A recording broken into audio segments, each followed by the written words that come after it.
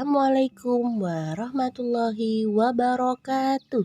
Selamat pagi anak-anak hebat. Hari ini kita akan belajar tentang tematik SBDP, yaitu menirukan gerak keseharian.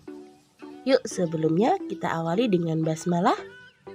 Bismillahirrahmanirrahim. Siap belajar? Siap.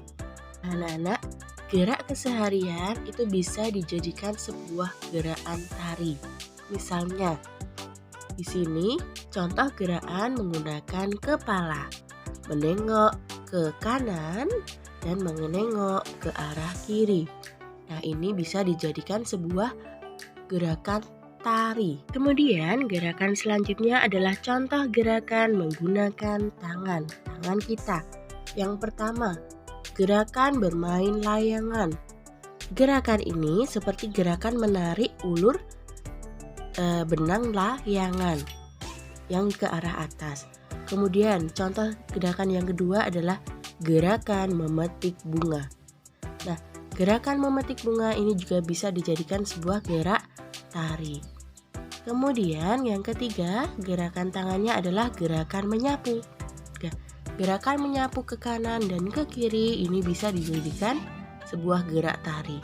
Selanjutnya adalah gerakan menggunakan bagian tubuh kaki. Yang pertama, gerakan berjalan. Menari itu pasti menggunakan gerakan berjalan, entah ke kanan, ke kiri, atau maju, mundur. Kemudian, gerak seperti orang yang berlari.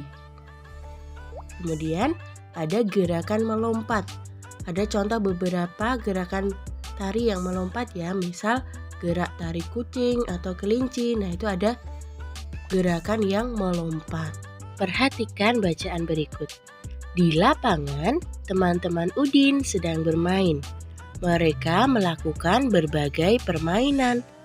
Nah, permainan yang dilakukan ini adalah bisa digunakan untuk gerakan tarian.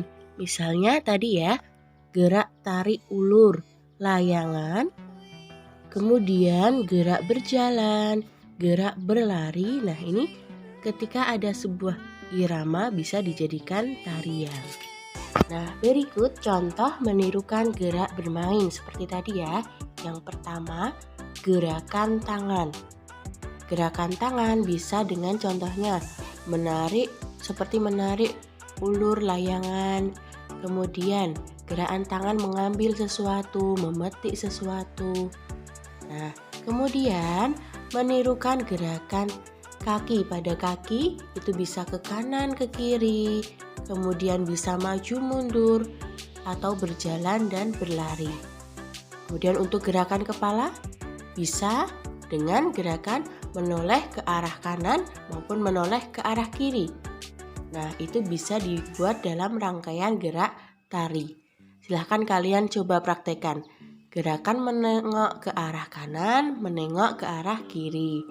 Kemudian gerakan maju mundur. Lanjutnya anak-anak, contoh menari dengan gerakan ketika bermain.